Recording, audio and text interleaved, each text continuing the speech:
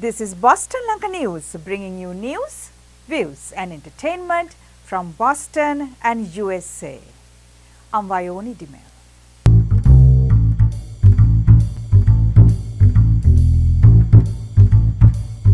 You know, I'm trying to do a thing. I want to bring disco back.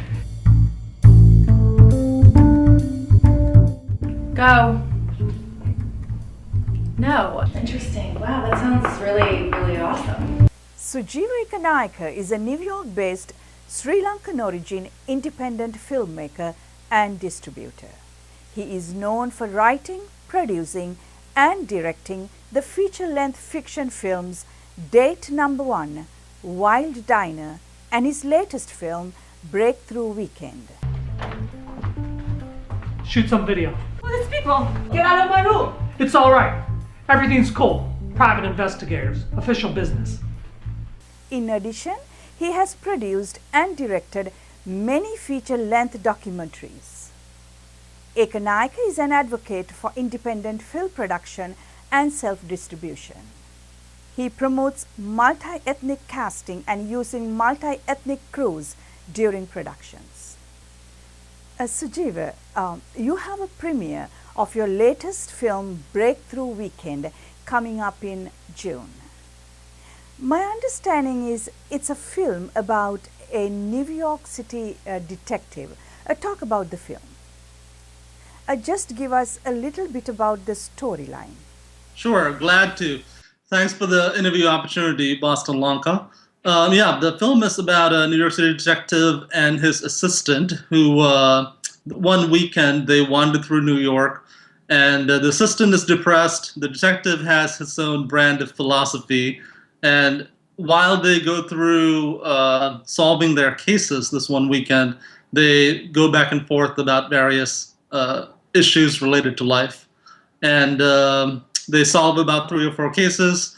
It's a beautifully shot movie. It's a comedy drama, a celebration of New York.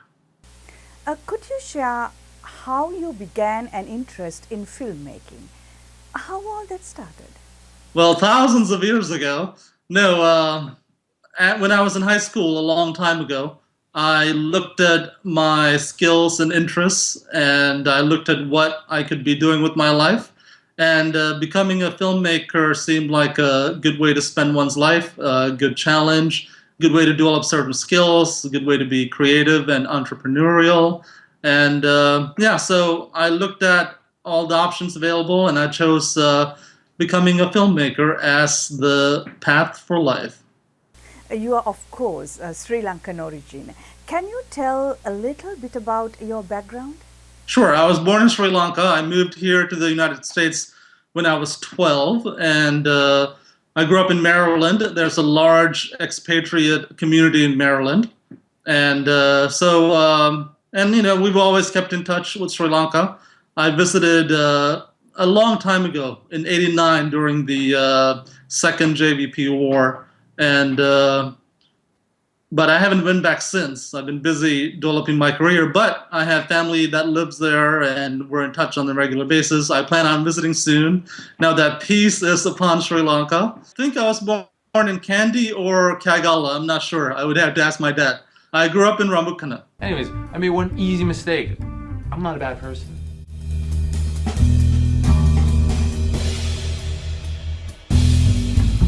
We'll figure out what's going on.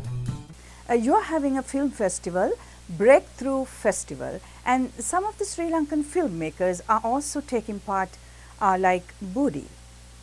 Could you talk about the festival and for the reason for you to do that kind of a film festival? Sure, glad to. The name of the festival is Breakthrough Festival NYC, and it's films about attempting positive change, failure, and success. I usually handle my own distribution and publicity for my films, and I've done so from the beginning, which is a good, reliable way to do things.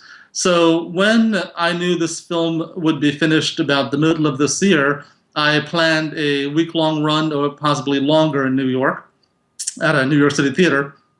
Then I realized that the amount of work required to do that, the publicity, etc., I could do a little bit more and show films by other talented filmmakers who are not perhaps getting as much publicity as they should.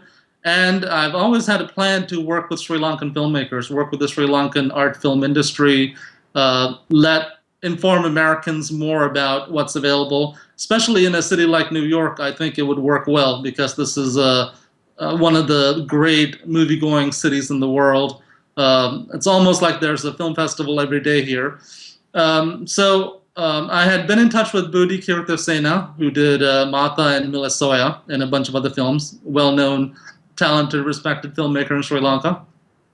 So when I first got the idea to expand my 1 week long run into a full festival featuring multiple other movies, I asked Budi if he wanted to collaborate with me on it, and he agreed, and I asked a few other filmmakers, and that's how the project came together.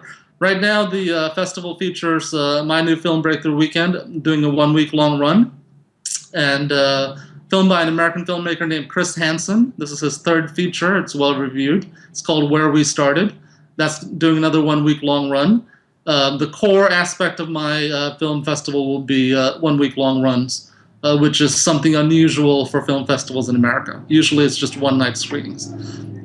Then we're showing, we have a weekend of Budi Kirtasena's movies. We have Mata, about the Sri Lankan drama set in the Sri Lankan Civil War, that's playing. And then Milesoya, another film that Budi made, that's playing.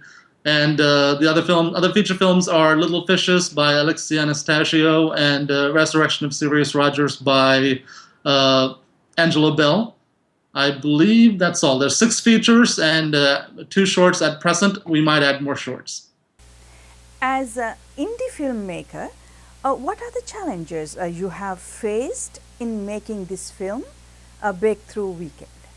Well, Breakthrough Weekend is my 5th or 6th feature project, and I've worked on lots of other films and short films and TV shows, etc. So the physical production aspect was not too much of a challenge, but it's always a challenge making a new movie every time, no matter how much money or how much time or how much skills you have. The project, like on most movies, fundraising, the actual production, and completion and release are the big problems and big challenges to deal with on every project. But I was lucky on this one. Financing came through relatively easily, at least for shooting the film, thanks to an actress slash producer, Jennifer Blakemore, who I worked with maybe over 10 years ago, and she wanted to get back in touch and work with me on a new project. So she helped raise some of the funding, or much of the funding, I should say. And New York City has a really large, talented, is a pool of talent, a lot of talented actors and crew, and great locations. So yeah, we went about, once I finished the script, we got the money together and went about making the movie. I understand that you are dealing with lots of psychology and dream analysis in your film. Could you elaborate on that? Sure. Yeah, that's. I mean, on the top level, it's a detective comedy, and on a secondary level, it's about a character trying to become a better person, dealing with his the immediate obstacles facing him. Improving his career, improving how he relates to people, stuff like that. So the core ideas for some of this stuff came from some ideas by Jung, the philosopher. I mean, the psychiatrist or the psychoanalyst. And basically, a lot of answers to our problems are a lot of our problems are caused by ourselves. And a lot of answers are inside us, in our minds, in our hearts, in our thoughts. So looking inward, looking at a lot of the wisdom available to humans from various traditions, those are good ways to deal with some of the problems individuals face right now as they go through life. But I do it in a sort of an offhand, comical way. But anyone who wants to follow through further, there's clues as to what ideas I'm referring to, etc. So, are you really a wizard? I don't know if I'm truly a wizard or not, but I definitely have the ability to mess with people. So, you know that magic and wizards aren't real, right? I mean, really.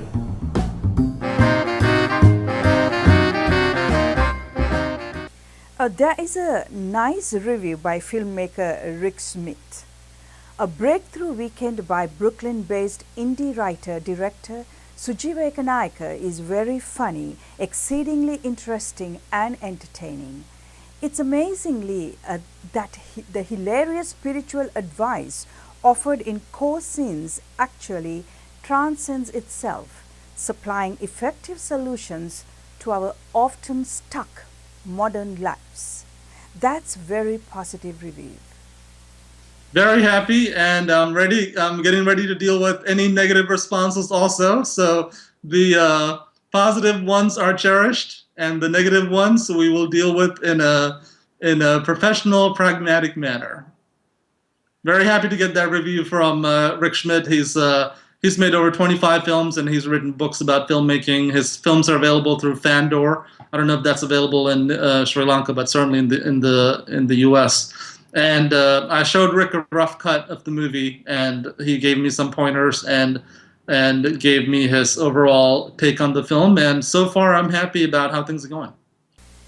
New York City is a major part of your film.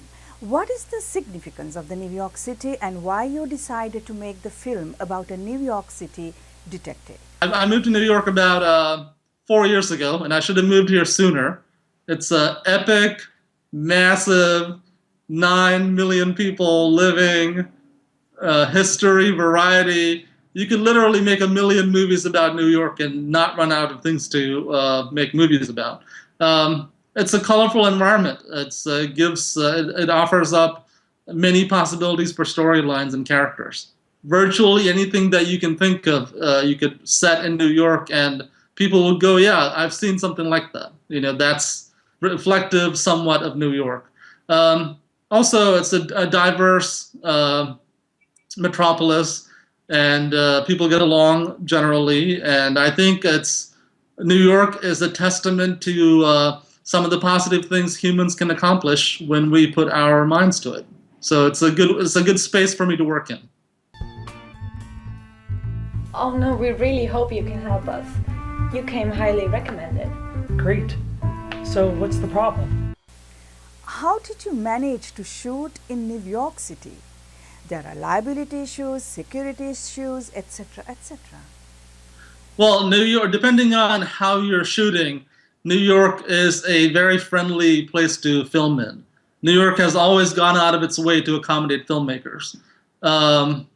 If you are not taking up public space and not shutting down streets and not impeding the flow of traffic, pedestrian or vehicular traffic, the city leaves you alone largely. If it's you and a couple of people and a camera, you can go out and get your shot. And anything more complex, you can arrange it with the city. So it is a very friendly place to work in. Obviously, it's a crowded place. There are other concerns. So yeah, you could work with the private property owners. The city has a pretty liberal policy towards independent filmmaking. And also they're very, very helpful towards larger budget, more demanding film projects. So I didn't find it difficult. I mean, you do have to work around the traffic, the noise, et cetera, et cetera. But after you shoot a few things here, you get used to it. Being a Sri Lankan and having that Sri Lankan American perspective helped you in this film, or become a contributive factor in some way? Well, having the Sri Lankan American perspective is, well, you can't choose to not have it because that's who I am. So anything I do comes from that perspective in part, most likely. Sure, I mean, you could argue that the fact that I like diversity and people coming together and certain ideas, even the interest in the mind and psychology, all those could be traced back to Sri Lanka, quite possibly. So yeah, those are some of the things that you see reflected in Sri Lankan history.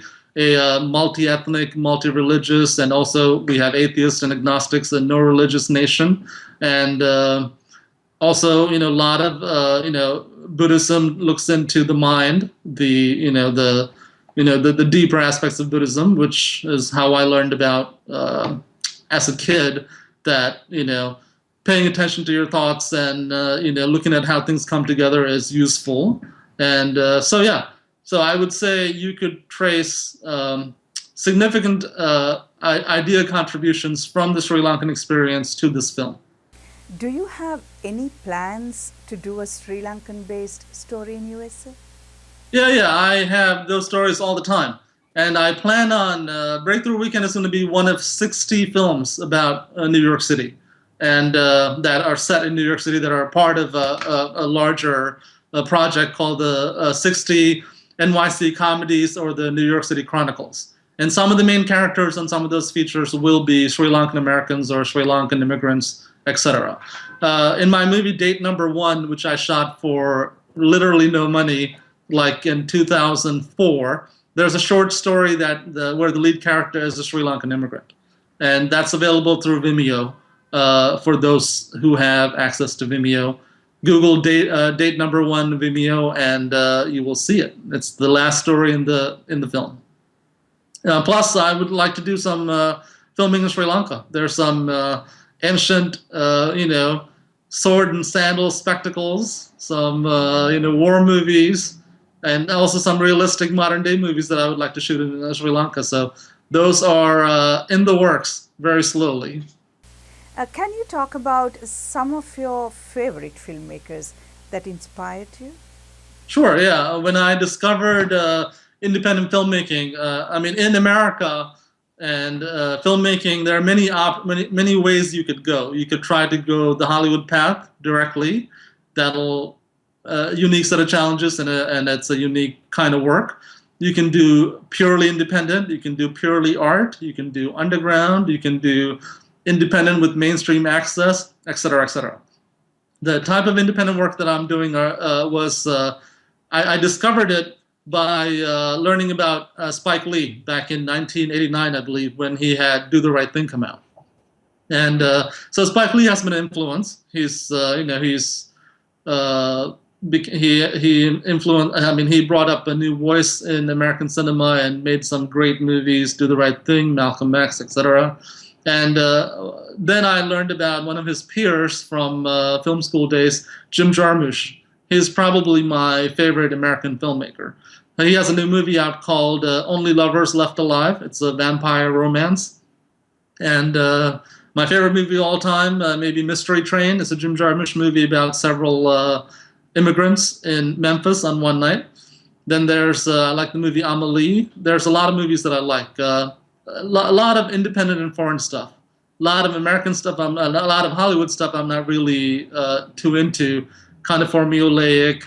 They're okay if you want an action movie or something that's, that doesn't challenge you too much. Also, I like comedy. Seinfeld was a big influence. A lot of New York-based entertainment, whether it's film or television, I'm into. Seinfeld, Spike Lee, Jim Jarmusch, etc.